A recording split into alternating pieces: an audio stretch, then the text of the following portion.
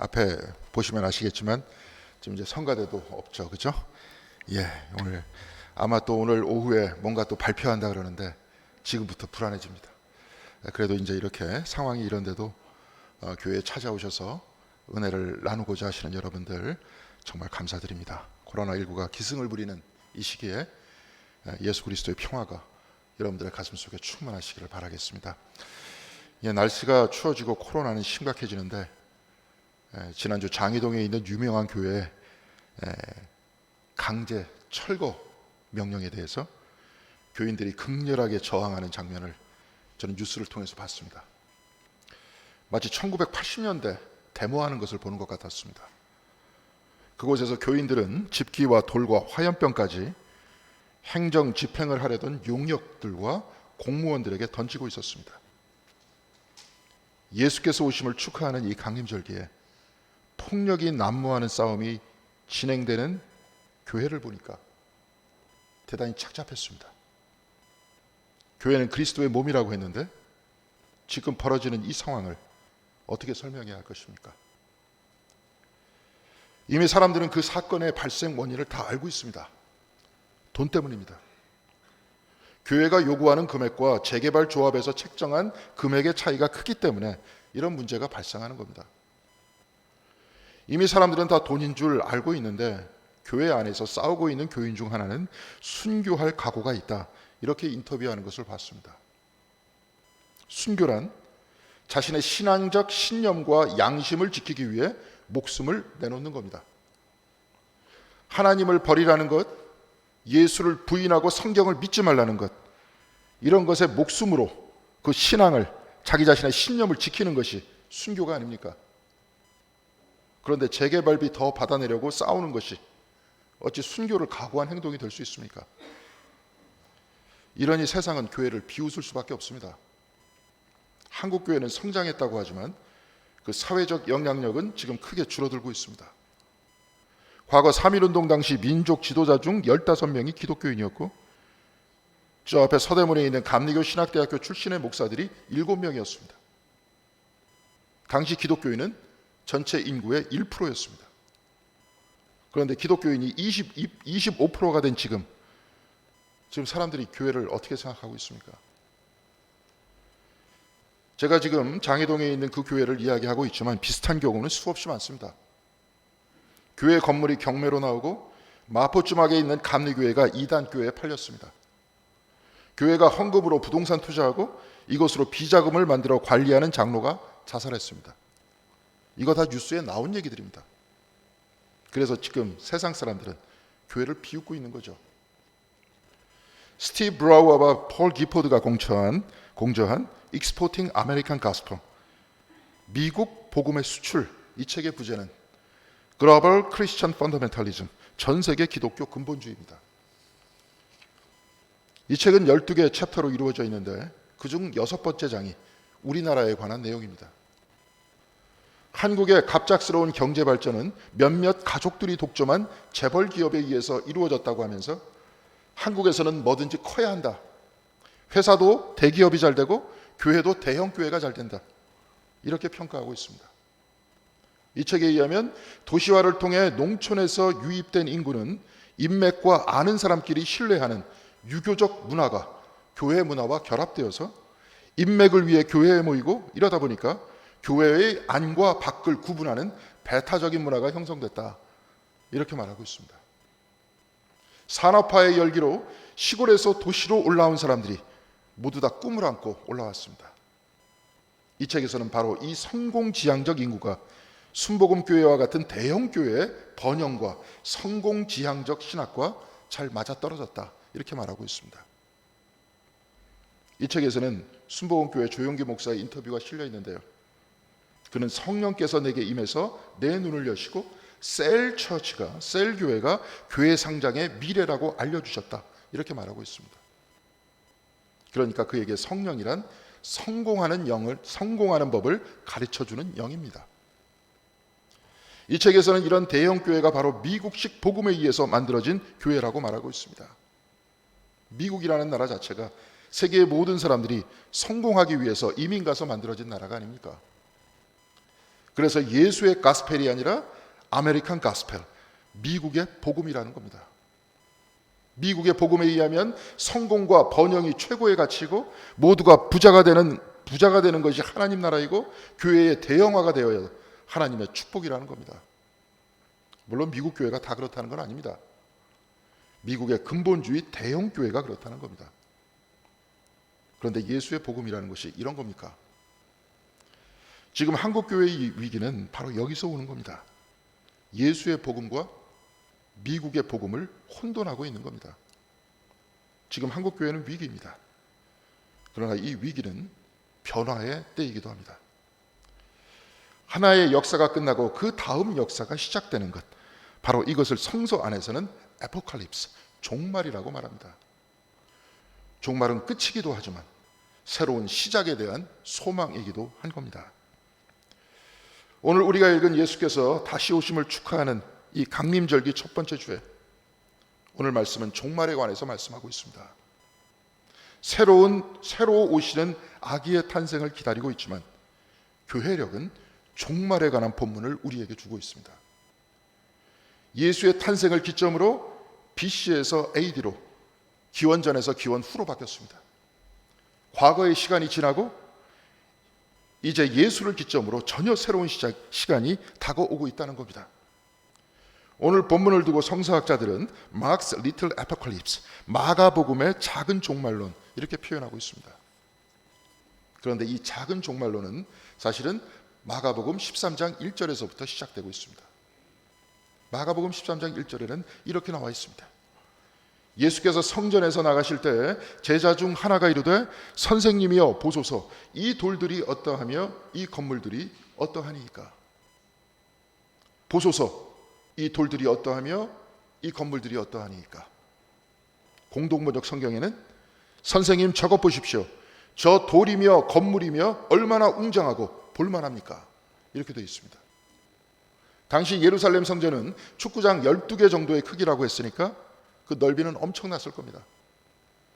마태복음과 누가복음에서 보면 마귀가 예수를 시험할 때 성전 꼭대기로 끌고 가 뛰어내리라고 유혹했습니다.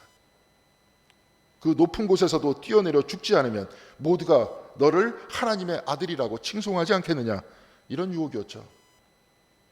그러니 건물 자체도 우리 교회와 비교되지 않을 정도로 엄청나게 거대했다는 것을 알 수 있습니다. 그러니까 축구장 12개 넓이의 터에 교회 앞에 있는 롯데캐슬 정도 높이의 거대 성전 건축물에 제자들은 보고 감탄하고 있었던 겁니다. 그런데 예수께서는 제자들에게 이렇게 말씀하십니다. 내가 이 큰 건물을 보느냐? 혹시 이렇게 바꿀 수 있을 겁니다. 왜 네가 건물만 바라보고 있느냐? 오늘 예루살렘에 가보면 유일하게 남아있는 건축물은 헤롯이 만든 성벽입니다. 통곡의 벽이라고 해서 유대인들이 그곳에 모여 기도를 합니다. 그런데 그 어느 곳에서도 성전을 찾아볼 수 없습니다. 성전은 예수님 말씀대로 돌 하나도 돌 위에 남지 않고 다 사라져 버렸습니다. 오늘 우리가 읽은 본문은 작은 묵시록이라고 했습니다.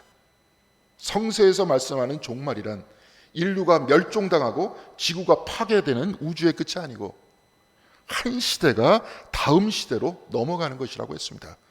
그래서 역사의 종말이다, 이런 표현을 하죠. 사실 이것을 오해해서 한국에서 다미성교회나 신천지니 이런 이단들이 나온 겁니다. 세상이 끝이 나니까 나온테 오면 살 수 있을 것이다, 이런 거죠. 그런데 성서는 그런 종말을 말씀하고 있는 게 아닙니다. 종말은 멸종이 아닌 역사의 종말이고 성경은 이 역사의 종말 이후에 언제나 새 하늘과 새 땅을 약속하고 있습니다. 그렇다면 오늘 본문의 종말은 어떤 종말을 말씀하고 있습니까? 학자들은 이것이 기원 후 66년에서 70년 사이에 있었던 유대 전쟁에 대해서 표현하고 있다고 그렇게 말하고 있습니다. 한국에서도 과거에 마사다라는 유대 전쟁에 관한 드라마를 상영했던 것으로 기억합니다. 마사다는 헤롯이 지은 공중 요새인데 이곳에서 유대인들이 로마에 대해서 최후의 항전을 벌이다가 모두 다 자살했던 곳입니다. 유대 땅에는 로마 총독이 황제의 명을 받고 지배를 했는데 예수께서 십자가에 못이 박히실 때 그때의 총독은 빌라도였습니다. 사도행전 23장 24절을 보면 빌라도 이후에 유대 땅을 다스리는 총독은 벨릭스였습니다. 그 다음 총독 알비누스는 대단히 돈을 좋아해서 죄수들도 돈만 내면 다 풀어줬고 세금도 엄청나게 올리고 뇌물이 성행하던 그런 시대였습니다. 유대인들은 당연히 불만이 높을 수밖에 없었는데 그 다음 발비누스가 총독으로 임명된 다음에 그는 성전에서 금 17달란트를 약탈해 갔습니다. 1달란트라고 하면 6천 데나리온인데 1데나리온이 노동자 하루 품삯이었습니다. 요즘 돈으로 계산하면 금 1달란트는 11억 정도 된다고 합니다. 그런데 금 17달란트를 약탈해 갔으니까 유대인들은 이에 격분해서 반란을 일으켰습니다. 그러자 플로로스 총독은 반역자들을 다 붙들어서 십자가 처형을 했습니다. 어떨 때는 여자들과 아이들까지 포함해서 하루에 3,600명을 처형했던 적도 있었습니다. 플로로스의 이런 폭정이 계속되자 여기에 저항해서 일어났던 전쟁이 바로 유대 전쟁이었습니다. 그런데 모든 유대인들이 이 전쟁에 찬성했던 건 아니었습니다. 칼을 버리고 평화를 유지하자는 쪽도 있었습니다. 당시 전쟁을 선동하던 열심당들은 이 평화주의자들을 무차별로 학살했습니다. 기독교인들이 바로 이 평화주의자들이었던 겁니다. 이에 관해서 마가복음 13장 11절에서 13절까지 여러분 한번 찾아보십시오. 이렇게 나와 있습니다. 사람들이 너희를 끌어다가 넘겨줄 때에 무슨 말을 할까 미리 염려하지 말고 무엇이든지 그때 너희에게 주시는 그 말을 하라. 말하는 이는 너희가 아니요 성령이시니라. 형제가 형제를 아버지가 자식을 내어주며 자식들이 부모를 대적하여 죽게 하리라. 또 너희가 내 이름으로 말미암아 모든 사람에게 미움을 받을 것이나 끝까지 견디는 자는 구원을 받으리라. 사람들이 너희를 넘겨준다고 했는데 그 끌려간 사람들은 너희들이라고 했죠. 바로 기독교인들입니다. 끌어다 넘겨준 사람들 그리고 넘겨받은 사람들 바로 이 사람들이 열심당과 유대 전쟁에 참여했던 바로 그 사람들이었습니다. 유대 전쟁 당시 기독교인들은 예수의 가르침대로 전쟁에 반대했습니다. 끝까지 견디려고 했던 겁니다. 그렇다고 이들이 로마에 찬성했느냐? 그렇지 않습니다. 로마에도 반대했습니다. 이들은 예수께서 가르치시고 실천하신 그 길을 따라서 왼쪽 뺨을 때리면 오른쪽 뺨을 대는 각오로 폭력과 증오에 다투지 않고 평화의 나라를 소망하면서 예수의 길을 걸었던 겁니다. 그러다가 끌려 들어가고 그러다가 잡혀 들어갔던 겁니다. 그래서 이들은 동족에 의해서 붙들려 죽임을 당했고 로마인들에게도 붙들려 압박을 받았습니다. 그래서 오늘 본문 13장 33절에 예수께서는 주의하라 깨어있으라 이렇게 말씀했던 겁니다. 오늘 본문 13장 24절과 또한 25절에 그 종말에 대해서 묘사하고 있습니다. 그때 그 환난 후 해가 어두워지며 달이 빛을 내지 아니하며 별들이 하늘에서 떨어지며 하늘에 있는 권능들이 흔들리리라. 하늘과 달이 빛을 잃고 별들이 하늘에서 떨어진다. 지구 종말과 우주가 파괴되는 것 같지만 종교학자들에 의하면 성서시대에 살고 있는 사람들의 이 표현은 그들이 믿고 있던 터전이 무너질 때 사용하는 말이라고 합니다. 그리고 당시 중동과 메소포타미아 지역의 사람들은 거대한 건축물들을 우주와 같이 바라보고 있었다고 말하고 있습니다.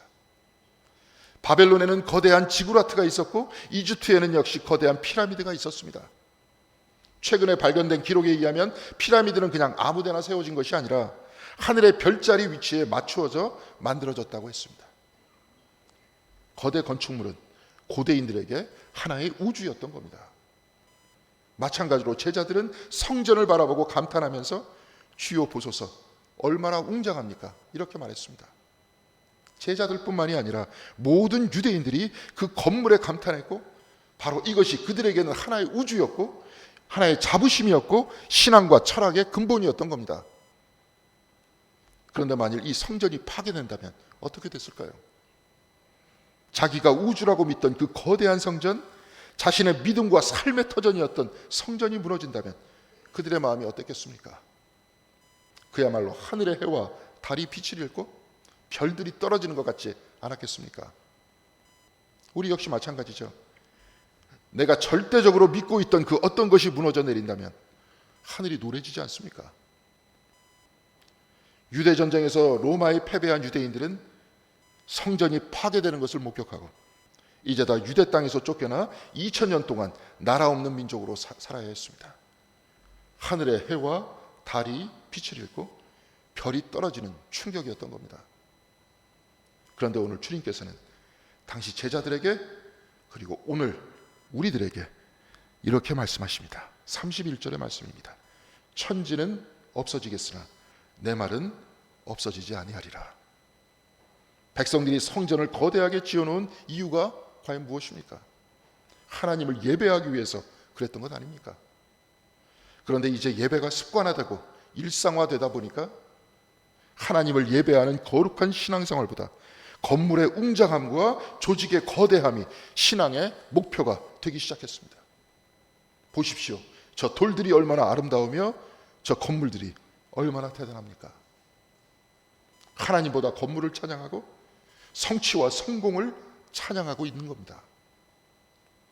미국 복음이 오늘 우리를 지배하고 있다고 하지만 사실 이와 같은 현상은 어느 시대든 다 있었습니다. 중세시대에도 베드로 성전을 짓기 위해서 면죄부를 팔았습니다. 그래서 루터는 종교개혁을 일으키면서 개신교는 건물 위에 교회를 세우는 것이 아니고 성경 위에 교회를 세운다고 했습니다. 그래서 눈에 보이는 교회의 건물이나 교회의 권력에 의해서 구원을 받는 것이 아니고 오직 은총과 오직 믿음과 오직 성서로 구원을 얻는다고 했습니다. 과거의 역사는 끝이 났고 새로운 시대가 시작됐습니다. 종말이었던 겁니다. 그런데 지금 우리 개신교는 어디 있습니까? 말씀 위에 교회를 짓겠다고 했던 그 결단이 지금도 계속되고 있습니까? 이 말씀대로 살기 위해서 노력하는 선배들의 영성은 지금 우리의 것입니까? 제가 있던 영국 랭캐스터에 돌로 지은 아름다운 교회 건물이 있습니다. 그런데 지금은 거기는 더 이상 교회가 아닙니다. 그곳은 술집입니다. 교회의 건물들이 매각되어서 술집이 되고 극장이 되고 공장이 되고 있습니다. 그런데 우리가 여기서 중요시 봐야 될 것이 있습니다. 이렇다고 복음이 사라집니까? 그렇다고 기독교 신앙이 사라집니까? 그렇지 않습니다. 오늘 본문 마가복음 13장 31절에 주님께서 말씀하셨습니다. 천지는 없어지겠으나 내 말은 없어지지 아니하리라. 건물이 사라진다고 교회가 사라지는 것이 아닙니다. 교회를 지키는 것은 건물이 아니라 말씀인 겁니다. 건물이 부서질 수 있고 사람들이 사라지면 사업장이 되거나 술집이 될 수 있습니다. 그러나 천지가 무너져도 말씀은 영원한 것입니다. 오늘 주님께서는 해와 달이 빛을 잃고 별들이 떨어지는 그 혼돈의 시기에 인자는 하늘로부터 내려와 자기가 택하신 자들을 땅끝으로부터 하늘 끝까지 사방에서 모으리라 이렇게 말씀하셨습니다. 하나의 상징입니다. 이 말씀은 다니엘서 7장 13절에 있는 말씀을 그대로 옮긴 겁니다. 여기서 우리가 읽어야 될 더 중요한 말씀은 상반절이 아니라 하반절입니다. 땅끝으로부터 하늘 끝까지 사방에서 모으리라. 곧 세상이 흔들려 해와 달이 빛을 잃고 천지가 사라지는 것 같을지라도 주님의 말씀을 굳게 붙드는 사람을 주님께서는 사방에서 모으실 것이다. 이 말씀입니다. 유대인들만 모을 것이다. 선택받은 백성들만 모을 것이다. 이게 아니라 사방에서 이방인들도 좋고 병자도 좋고 절름발이도 좋다. 말씀을 붙드는 모든 사람들을 사방에서 모아서 이들을 하나님 전으로 데리고 갈 것이다. 이 말씀이죠. 오늘 우리는 강림절 첫 촛불을 밝혔습니다. 이 강림절기에 주님께서 말씀하십니다. 천지는 없어지겠으나 내 말은 없어지지 아니하리라. 저번 주에 우리 교회 장례식이 있었습니다. 백영길 장로님께서도 기도할 때 말씀해 주셨죠. 경정원 권사님 아버지 경광만 권사님 하나님의 부르심을 받으셨습니다. 그래서 저는 저번 주에 다시 한번 생각을 해봤습니다. 죽음이 찾아올 때 소천하시는 신앙인들은 과연 무엇을 붙들고 있을까? 과연 그분들이 내가 서울의 대형교회 소속 목사다, 장로다, 권사다, 집사다 이거 붙들고 위안받겠습니까? 전혀 아닙니다. 예수 그리스도의 값없이 주시는 그 은혜로 인한 구원의 말씀을 붙들고 계시겠죠. 천국 소망의 말씀을 붙들고 계시겠고 영생의 말씀을 붙들고 계실 겁니다. 이 주님의 말씀들이 성도님들의 마지막 순간을 지켜주고 있는 겁니다. 건물과 조직이 아니라 말씀이 영원하고 바로 말씀이 위로가 되는 겁니다. 만일 그렇다면 이를 깨닫기 위해서 우리는 죽음의 순간까지 기다릴 필요가 있겠습니까? 바로 지금 이 자리에서 외형과 권력보다 말씀을 붙들고 예수를 따라가야 할 것이 아닙니까? 저 돌을 보십시오. 저 건물을 보십시오. 바로 이 말에 미혹되지 말고 천지는 없어지겠으나 주님의 말씀은 없어지지 아니하리라고 하면서 주님의 말씀을 따라 이 강림절기를 보내야 하지 않겠습니까? 마이스터의 가르트는 예수가 베들레헴에서 수백 번 와서 무슨 소용이 있겠는가? 바로 내 마음에 한 번 오는 것이 더 중요하지 않겠는가? 이렇게 말했습니다. 그의 말과 같이 예수께서 2000년 전 저 베들레헴이 아니라 바로 지금 저와 여러분들의 마음속에 탄생하셔서 외형과 권력을 찬양하는 이 시대의 역사를 끝내고 천지가 사라져도 변하지 않는 말씀을 굳게 붙드는 새로운 영생의 시대가 저와 여러분들 모두에게 열리기를 바랍니다. 사랑하는 성도 여러분, 이 코로나19로 인해 우리의 삶은 더 우울해지고 있습니다. 또한 한국 개신교는 지금 종말을 향해서 가고 있습니다. 그러나 여러분들의 마음속에 그 맑은 영혼 속에 말씀을 통해 예수께서 우리를 부르시는 그 소리에 아멘으로 응답하시면서 사방에서 모인 우리 공덕교회 성도님들과 같이 하나님 전으로 우리 모두 힘차게 달려나가시는 저와 여러분들이 이 강림절기에 또한 하나가 되시기를 주님의 이름으로 간절히 기원드리겠습니다. 기도하시겠습니다. 사랑과 은혜가 충만하신 하나님, 우리 모두 하나님으로부터 왔다가 또한 하나님의 품 안에서 살다가 다시 하나님께로 돌아갑니다. 입술로는 우리가 그렇게 고백하지만 우리의 눈은 너무나도 화려한 것에 익숙해져 있습니다. 주여, 이 땅에 우리를 보내주셔서 또한 우리로 하여금 신앙생활하게 하시고 주님 따라 걷게 하여 주신 그 은혜를 우리가 말씀을 읽고 묵상하면서 잊지 않도록 인도하여 주시옵시고 이 외형만 거대한 이 세상에 미혹되지 않는 저희들이 될 수 있도록 붙들어 주시옵소서. 교회를 변화시키고 우리를 변화시키고 세상을 변화시키는 그 힘은 예수 그리스도의 말씀과 성령의 능력임을 밝히 깨달아 알 수 있도록 인도하여 주시옵시고 우리의 입술과 우리의 삶 속에서 주님의 말씀이 떠나지 않는 아름다운 영적 생활을 해나갈 수 있는 저희들이 될 수 있도록 함께하여 주시옵소서. 이제 그리스도께서 우리의 마음에 들어오십니다. 마음을 활짝 열고 다시 오시는 그리스도를 받아들일 수 있도록 도와주시옵시며 그리스도께서 우리의 마음을 구유로 삼아서 우리의 삶이 작은 그리스도가 되는, 작은 예수가 되는 삶이 될 수 있도록 주여 인도하여 주시옵소서. 이 모든 말씀 우리 주 예수 그리스도 이름으로 기도드렸습니다. 아멘.